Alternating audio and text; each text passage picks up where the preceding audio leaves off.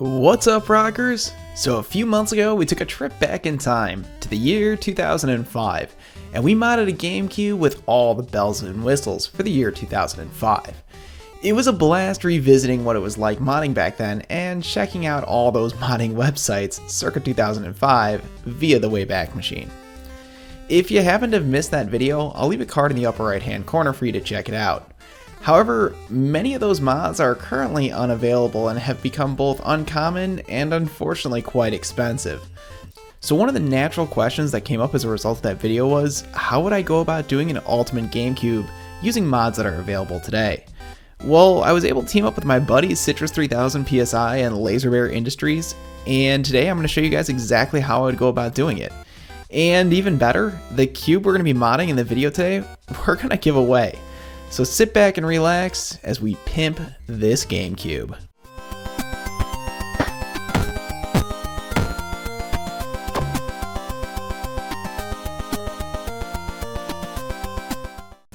So this purple lunchbox of a Gamecube I've had kind of for a long time, and quite frankly it's been sitting in storage since I acquired it in a lot from Japan. But hey, just because it's got a little dust on it doesn't mean that it's all that bad. It's going to obviously need some cleaning, and we'll get into that here in a little bit. But the first step is to get it tested. Alright, I've gone ahead and hooked up the power and video to the console to go ahead and do some testing on it. Now, I acquired this console in 2016, so it's been sitting for a little while, but hey, it's prime time and it's ready for a mod. So I've got Sarge's War over here, and we're just going to drop this in and quickly test it to make sure it works. And assuming the console works, we're good to start modding. If not, we got to figure out what's going on. And sure enough, looks like it's going to boot no problem. So we'll go ahead and get started with the mods, and we'll be able to test the GBA player a little bit later on. Alright, ripping this cube apart is pretty simple. We're just going to use our game bit screwdriver to go ahead and crack open these screws, and from there, just use a Phillips head driver to disassemble everything else. Let's go ahead and zip through this.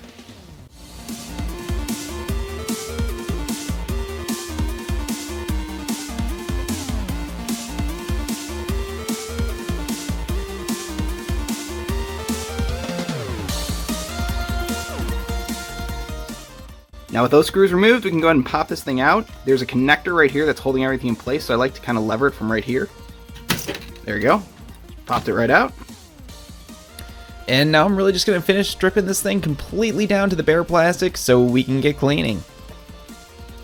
Alright, with the console completely stripped apart, I'm going to just go ahead and use some soapy water. I'm just using, honestly, just a little bit of Dawn, and then I've got this scrub brush, and I'm also going to get in there with the toothbrush as well to get in some of those fine crevices. But anyway, like I said, just a little bit of, warm soapy water is really all it takes. So let's go ahead and get all these pieces washed nice and clean and get all this dirt and grime out of it. This thing's unfortunately pretty nasty, so this step's going to take a little while.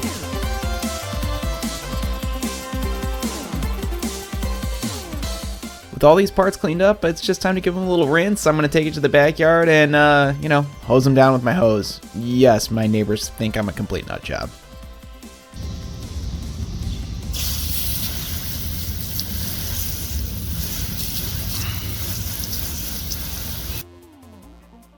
So this lid's still in a little bit of rough shape. You can kind of see it looks like some silver Sharpie or something there, and I don't know, just like some general, oddities in the plastic. So I'm going to try to use a little bit of this magic eraser and just a little bit of IPA over here and attempt to lightly buff some of this out. Now the key when you're doing this is you just got to be very gentle. This is effectively like super fine grit sandpaper, and it will take off the finish. So you just want to be really, really careful. So we're just going to go ahead and try to get some of these marks out right here, as well as smooth all this out. Should look pretty good if we can execute correctly here.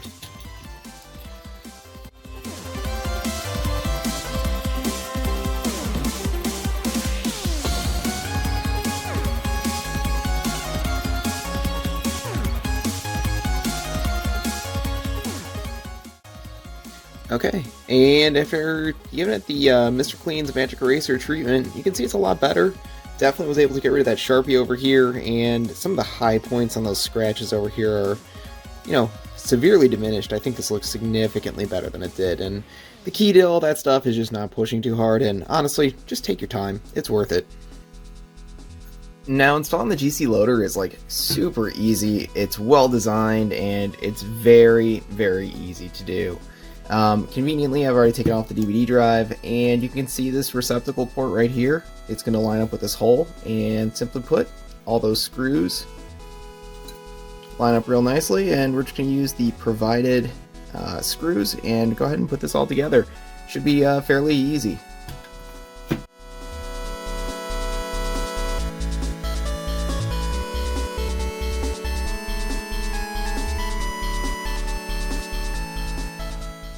Alright, with that GC loader installed, next we need to install this SD card extender mount.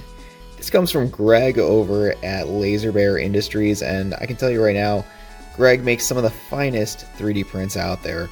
These designs are fantastic, and I highly recommend them. I use them for all the projects that I can. But anyway, I asked him if he had anything unique, and sure enough, he came back to me with this. Now, this is a glow-in-the-dark 3D filament, so pretty cool.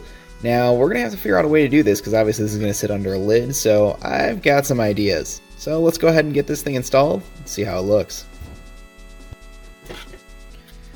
Alright, so we're going to get this thing installed, and kind of like I said, it is glow-in-the-dark, so I wanted to use some of these UV LEDs, and this is a little custom wiring harness I made. You know, I really wanted something that, you know, could be disassembled fairly easily, so if you need to service the console in the future, it's very simple to do. So what I'm going to do is, basically this runs off 12 volts, which is of course what's coming in off the power supply, so I'm going to solder that up right over here. And then I kind of sketched out my plan, at least what I think it's going to look like. Basically one strip's going to lay here, the other one there. And the goal is for this thing to basically light up this with UV LEDs, which should help charge the you know, glow on this 3D print, this glow-in-the-dark 3D print. So I don't know, let's figure out if it works. Alright, we're getting this thing installed, and I just want to point out that I'm making a mistake here. And specifically what I'm doing is I'm soldering to the power connector itself, and where you actually want to solder to is to the bottom of the power plug. And you can just use your multimeter to trace out the 12 volt line and the ground, and you just want to solder to there. So use your multimeter in continuity and find exactly where you need to solder to. So unfortunately I didn't grab a clip of that, so that's all I've got. From there, I'm just going to install this like little perf board PCB that I made for my you know, disconnect connector, and I'm just going to use a little bit of hot glue to hold it in place. Probably could have came up with a little more eloquent solution there, but you know, the reality is this is a one-time use, so I just went with the hot glue route. Next, just hot gluing those LEDs into place, and like I said, just using that predetermined spot where I was going to place them. And you know, kind of the only thing you got to do if you end up trying to replicate this yourself is you might have to slightly modify the bottom of Greg's SD card extender, as you're kind of going to need to make a little more space for some of those wires to run. But yeah, finally with all that done, it's just a matter of hooking up the LEDs to the little perf board connector, and that's it, we're all done. Alright, with that GC loader finally done, it's time to make our way over to the front controller port, and we're going to do an LED mod. And I'm thinking with this purple cube, some white LEDs would look absolutely awesome. If you're interested in more information on how to do this mod, I'm going to leave a card in the upper right hand corner. I've done a tutorial on it before, so if you're looking for more information, that card will be the place to look for. Finally, we're just going to swap out the battery. I'm going to just take out the standard battery in here, and we're going to put a socket in there to allow you to swap the battery in case it dies at any point in the future.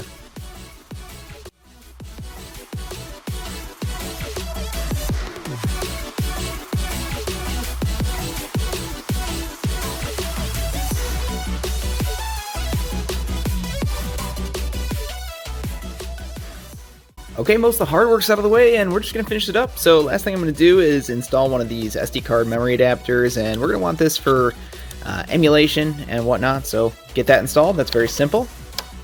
And finally, the last thing we're going to do is install a custom jewel. And these are the custom jewels that I make and sell on my Etsy shop. So we're going to install one of those that takes literally no time at all. Just going to pop off the clips here on the old one. Just lift that right out. And for the new one, pretty simple. You can close this. Just peel the adhesive off the back and pretty much all good to go. So just gonna go ahead and get that peeled. And from there, I can just drop it straight in. And there you go. Looks absolutely wonderful. And now, let's go show you guys how this thing works. Alright, after doing some customary updating of the GC loader, and of course preloading everything onto my SD card, Here's kind of the screen that starts up, and what we're booted into is Swiss, and within here I've got all my games that are on my SD card. Now Swiss is basically the front end for your GameCube, and it allows you to kind of boot into any of your games or into your homebrew, as well as access the different media sources that you might have, in this case both the GC loader, as well as the memory card to SD card adapter. Even better, Swiss has a bunch of different modes that you can go ahead and play around with to get the game working to your own liking, whether that be loading up cheats, forcing video modes, or any kind of different myriad of settings that they have here. So I'm going to go ahead and clear all those settings that I just changed and go ahead and boot up Mario Kart. And Mario Kart's great to test on. This setup that I'm using also has a Carby on it, so basically I'm getting HDMI out through the Carby, and then obviously recording through my computer. One of the things that I find particularly awesome about the GC loader is faster load times. And in testing, I actually saw that for some games you can get up to 50% faster load times. It's pretty awesome. Even when running something as simple as the GameCube test disc, which just basically tests functionality, the typical test time using a disc takes about 8 minutes versus only 5 minutes on the GC loader. It's one of those things that, for the most part, load times aren't too significant on the GameCube, but it is really, really nice to have.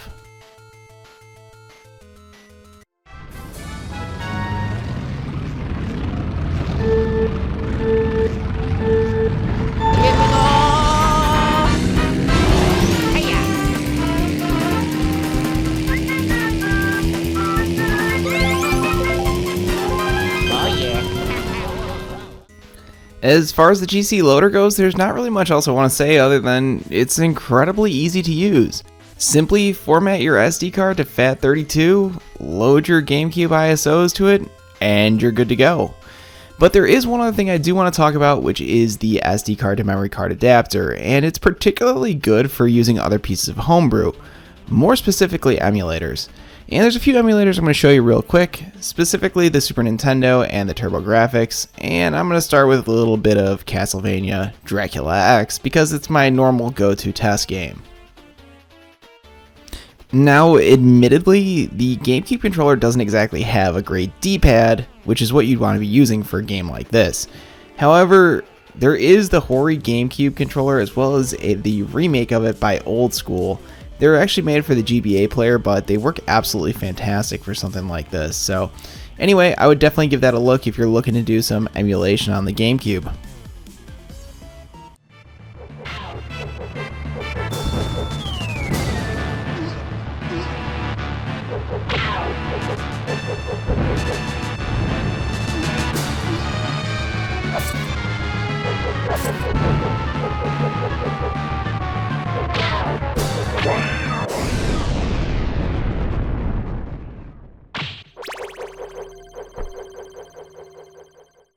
Next up, I'm going to fire up the TurboGrafx 16 emulator, well, more specifically PC Engine, and I'm going to fire up some R-Type, and let's just say I haven't played any of my shoot 'em ups in a little while, and, well, quite frankly, this is an embarrassment of me playing, so let's just leave it at the fact that it works, and yeah, we're not going to go any further than that.